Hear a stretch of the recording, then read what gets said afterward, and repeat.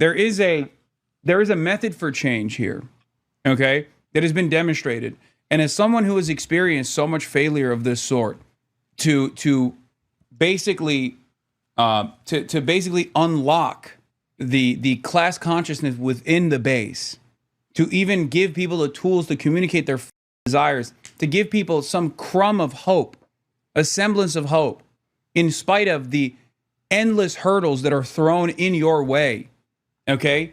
In spite of all of the forces of capital doing everything in its power to try and propagandize the population against the notion that better things are possible, okay?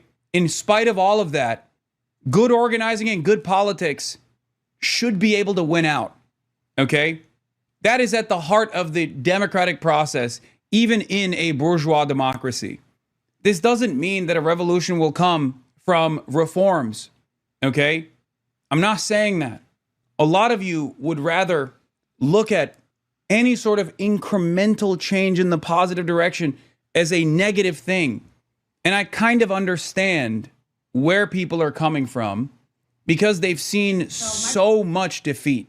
They've only known defeat. They've only experienced loss.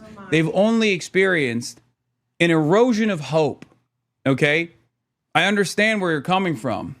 But what do I always say? You cannot succumb to nihilism. You have to maintain revolutionary optimism. And a part of that is taking a disciplined approach and then taking in the victories that you get along the way, instead of casting them aside and saying, this doesn't matter, this doesn't mean anything. If it didn't mean anything, if it did not mean anything, why do you think all of the forces of capital are using every social tool they have at their disposal, eroding what remains of their political capital, to go against this dude? They understand the danger of giving the working class a crumb of hope, but you don't. You think you're going to magically create the revolutionary vanguard in a country that is antagonistic to working class movements, that it has no class consciousness whatsoever. So stop, okay? Take a deep breath. I understand why people are cynical. I get it, okay? That is the reason why I'm restrained and not running around and you know, claiming victory before it happens. But in a country that is at the heart of empire, there will be no magical single-handed approach, like no magical antidote pill that everyone can take where they automatically become class conscious and rebuild the structures necessary to create pressure against capital, the forces of capital. Okay? We have nothing in this country. So no, I'm not going to attack those who are trying to build something, anything. Okay? And I hope that you guys will understand my position eventually. Question for leftist friends who think that voting and participating in electoral politics, even on the level, is a waste of time. Why is it important? And that have said, oh, you can't do anything because you got to work with the Albany. What do you say to those people that we're trying to convince today that it is worth it to them to go out and vote in this election? So I think the key would be that we're not asking everyone to become an electoralist. We're not asking everyone to say that the only way to change the city that we love is through the ballot box. What we are saying is this is 5, 10, 15 minutes of your time. This is one way to bring that future forward. And this is one way to actually tangibly cast your vote in support of a vision of a city that belongs to all of us. And then you can do all of the other organizing that is so critical to winning that future, whether you're organizing tenants, whether you're on the front lines of immigration advocacy, whatever it may be. We need every single way to win the future that we deserve. All right, and we can go back to hating right after we vote. Yeah, come on, please. Go back. Yeah. I think that you should not stop your criticism of Zohran Mamdani if he is elected, right? That's not what I'm saying at all. If you see something that he's doing that you don't consider to be appropriate, that you consider to be bad or wrong or antagonistic to the movement that you thought he represented, then it is appropriate for you to let your voice be heard. but you also must be cognizant as to why. You also must be cognizant as to why so many people despise this movement. Okay? Why are they so fearful if this movement does not represent even a fraction of change in the appropriate direction? Why? Why have they been so antagonistic? Why haven't they simply said, like, why hasn't Chuck Schumer come out and been like, I love Zohran Mamdani. He is running a campaign of affordability. Why did it take Hakeem Jeffries until the very last moment to say, oh, well, you know, he's all right, I guess? Why? Why is it that the Republican administration, under the guidance of Donald Trump, is actually lending support to someone like Andrew Cuomo? Why is that the case? We have to be more disciplined. We on the left have to be more disciplined. And if you can't find yourself to believe that someone is sincerely advancing the causes that you hold near and dear, then you can at the very least understand why those that are antagonistic are so loud in their response to someone like Zohran Mamdani, who I always say is basically just trying to do modest expansion of pre-existing constructs within our current governance, right? Rent freeze. It's happened before. Fast and free buses. Zohran himself has been able to advance this cause. Why is it that they're so mad about even just a modicum of change in the direction of the working class, like alleviating some of the pains that they experience? Why? Think for a moment. Why they did this to Bernie Sanders? After all, Bernie Sanders is a social fascist, right? Bernie Sanders is a Zionist. He's a social fascist. He doesn't represent change at all. Or at best, he wants to take the super profits that we are extracting from the global south and redistribute it back to the labor aristocracy, you might say. So why is it that there was a faucet, a torrent, an unlimited torrent of hatred launched against him?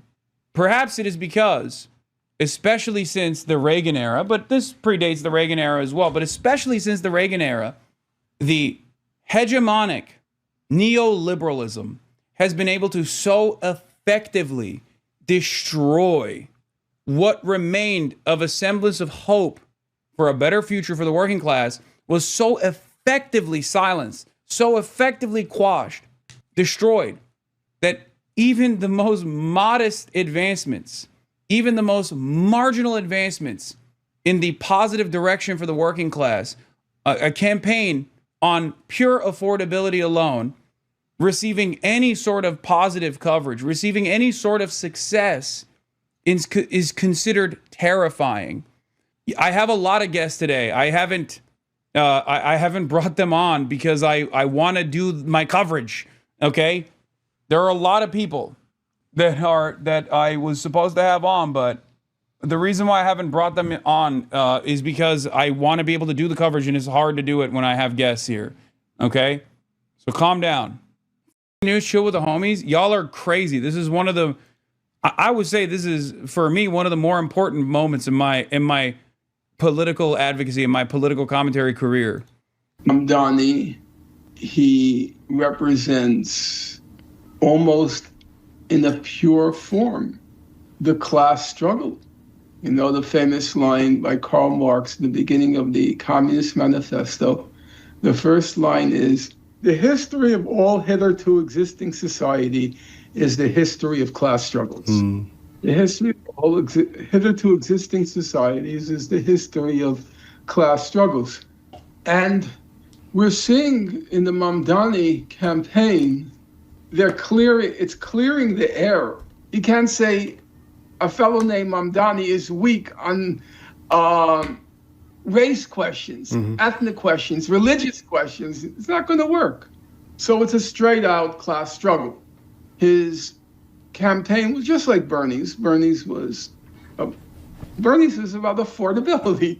And that's Zohran Mamdani's about affordability. But in this case, you can't use any of the woke weapons against him because his name is Zohran Mamdani. He's clearly not a old white male, So it's a clear-cut class struggle. They're very scared of it. All right. I'm worried about Sliwa's chances today. Are the Sliwa heads cooked? Fear not. The proletarian vanguard will be strong today. The Sliwa heads, Curtis Sliwa heads, if you're in line, stay in line. Okay? Sliwa sweep is imminent. I swear the anti-woke stuff has cooked some brains. Yes, it absolutely has. Curtis Sliwa will be the cat czar. Do not worry. Not that it's valid, but betting markets have Mamdani at 95%. Do not ever show me betting markets. In this broadcast, we stay away from, first of all, in an effort to instill Sharia, even before a potential Mamdani victory, I will tell you that gambling is haram, okay, number one. And number two, fuck the betting markets. The betting markets can suck me from the back, okay? Gambling is haram, and if you do it, I will let the morality police know that you are engaging in this haram behavior, and they will throw you in prison. Do you understand me?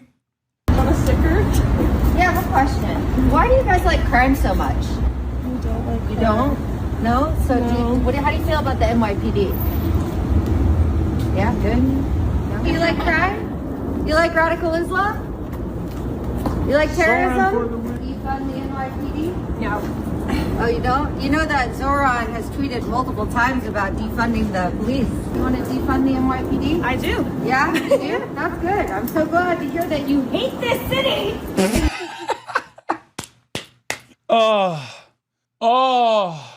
Oh my God. Oh, amazing. Bro got the slightest whiff of power and went all authoritarian. Who's that, me? Who we talking about? Saving New York City from socialism? He's gonna bankrupt this city. Good luck. You too. Have a fabulous day. Oh, so awesome. So awesome. So amazing. All right, we'll get to Dick Cheney in a little bit. Let's continue with the Zomentum. Voters at the polls nationwide across the country. Let's take a look, ladies and gentlemen. This morning, New York City may be on the cusp of choosing a 34-year-old self-described democratic socialist with little political experience as its 111th mayor. Zohran Mamdani is facing off against independent and former Governor Andrew Cuomo and Republican Curtis Sliwa. While his opponents see nothing but fault, Zohran Mamdani's focus on affordability and a savvy social media-driven campaign striking a chord with voters looking for a change. We stand on the verge of ushering in a new day for our city. Mamdani tried to show a common touch, more like New Yorkers than their politicians. Happy Juice, how we doing? Visiting a club. Let's go Knicks!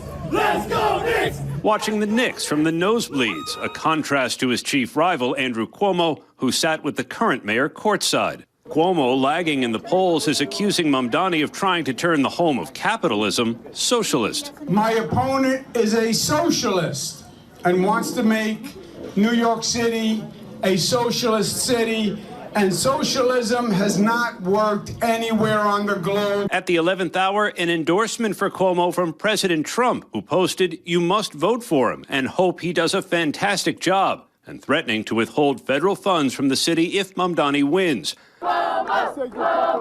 Overnight, Cuomo trying to distance himself from Trump's endorsement. He's not endorsing me. He's opposing Mamdani. Mamdani calling Cuomo the president's puppet. They share the same small vision. They share the same sense of impunity. Trump called in to campaign events for Republican candidates in Virginia and New Jersey, where a bitter race between Republican Jack Ciattarelli and Democrat Mikey Sherrill is barreling toward the finish line. You need to go out and vote for Jack Ciattarelli, who's a great guy, a friend of mine. The Trump-backed Ciattarelli hitting the trail with his son, who returned from serving overseas. I could not be more excited. The energy up and down the state has been off the charts. While Sherrill's trying to turn out key Democratic voters. I believe that with all of you, New Jersey will continue to be a beacon of light and hope for people across the country, across the world, but certainly for people across New Jersey. A year from the midterm elections. The elections today are an early test of what the country thinks of President Trump and his agenda. They're also a test, guys, for the Democratic Party and whether its future looks more like a moderate Mikey Sherrill or more like Zohran Mamdani. Guys? Okay, Aaron, thanks. This is our Washington Bureau Chief Rick Klein, also our Chief White House Correspondent Mary Bruce. I need you guys to understand something. Like, obviously, whoa, I'm getting blasted in the face. Although Zohran has not won yet, and hopefully, inshallah, he will, understand that there are those who are watching closely exactly what the margins will look like. And I can predict with absolute certainty exactly what the messaging is going to look like in the aftermath of this. They've already started. The centrist establishment Democrats have already started talking about here. Yeah, I'll let in the light of the divine, the heaven's mandate into this room. Centrist Democrats have already started talking about how, like, oh, Spanberger has a higher margin of victory than Zohran Mamdani, all this stuff. And they are going to make idiotic comparisons as though we haven't been paying close attention. And many people have not been paying close attention to what's going on in this race. So they have no idea the metric ton of shit that the Mamdani campaign had to deal with, and the very fact that there was a spoiler with a dynastic name still, right, that was running as a real Democrat, even though he was running as an independent. Central Committee says, my official prediction was 56% yesterday with a range of 52 to 60. Reports on the ground reflected the polls missed again, and I think we may be entering landslide territory, but we need to see the early votes before we relax too much. I've read the Michael Lang analysis. I understand where people are coming from. I will not say anything. I already gave you my prediction. I said somewhere in the 55 range, and that the surprising vote would be from the 55 plus category that a lot of people think is supposed to go in Cuomo's direction. But then again, we shall see. I am not going to say anything. I am just saying I'm hoping and I'm praying. There's never been... I'm not exactly a very spiritual person, but I will say that I have been praying to whatever deity is out there. Okay? That's it. I have not... This got me praying to gods, hoping that anyone will listen. Okay? Oh my God. Have you been this emotionally invested in a campaign in years? I haven't. Last time I felt this, I don't want to bring it up. I don't even want to talk about it. But I mean, both Bernie campaigns, especially the moment of hope and optimism that I felt, that I know many of your favorite content creators and podcasters and activists and advocates alike felt in the aftermath of Bernie Sanders' upset victory. That wasn't really an upset if you actually saw the reality on the ground in 2020 in Vegas. But once again, what came after that was something that we all know very well, which is precisely the reason why I will stay the course. I will stay the course, and I will be restrained until the very last moment. Okay? That's it. That's it. That's it. That's it. That's all I'm going to say. But yeah, as far as analysis goes, you will see some of the absolute worst, some of the most annoying centrist analysis coming out in the aftermath of this, whichever direction it goes. Okay? God forbid there is a defeat here. They will greatly overemphasize how resounding the voters denied the socialist momentum. If there is a victory, no matter what the margin is, if the margin is above 60%, right? Unlikely, but let's say it's 60% territory. They will say, oh, it's New York. Of course they voted for a socialist. If it's anything, if it's anything in the 5-point range, they will say, look at the tiny sliver that Zohran got. He does not have the popular mandate, that he barely eked out a victory here. He barely squeezed a victory here. They will deny the unlimited money that was dumped into this campaign and the electioneering that took place. Okay?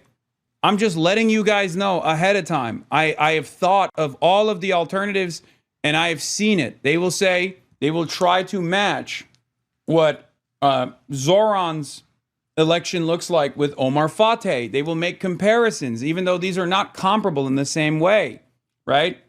Depending on whichever way the Minneapolis vote goes for mayor. And they will do everything they can. They'll tell you what works in New York won't work everywhere else. Okay? They will say that. It's all... Yeah, Edward Isaac Dover, by the way, did this already. If polls hold, Spanberger's looking more likely to clear 50% in a more swingy state than Mamdani is in a city so Democratic that only 6 out of 51 city council members are Republicans. Dems nationally say that matters a lot for thinking what comes next. Even Dan Pfeiffer, the Podjons are up Edward Isaac Dover's ass. Okay? I'm not sure the answer to what comes next will be found in these results, but that's an absurd standard since Zohran Mamdani is running in a three-way race that includes another Dem. They've already started. They've already started with the sinister, okay? And we haven't even seen the results yet. And they've already started with this nonsensical. Michael Lange, with each passing second, I'm more bullish on Zohran Mamdani exceeding 55%. Inshallah, inshallah, inshallah. Manhattan. Allah Nazardan Sak, listen. Manhattan and Brooklyn continue to turn out in droves with lines reported across base neighborhoods. We're pacing a record number of votes. The vibes are screaming landslide. Okay? This person did a literal district by district analysis, and he sees the same day voting that took place as an indication that like it's actually better than his predicted results. He did a block by block voter analysis, and his initial predictions showed 52% for Zohran, and it seems it might even outperform that. Anyway, can we not say this is not a referendum on Dem leadership? Would the Dems be fighting to barely stop the Republicans in Congress if Zohran race was not happening? I think that there is definitely a push in the right direction. What? Red alert. White House prepares to issue executive orders on upcoming elections. I think we should care about the person with the highest percentage. Michelle Wu, momentum, let's go. I don't know what the that means. And let me tell you, I'm not excited to find out.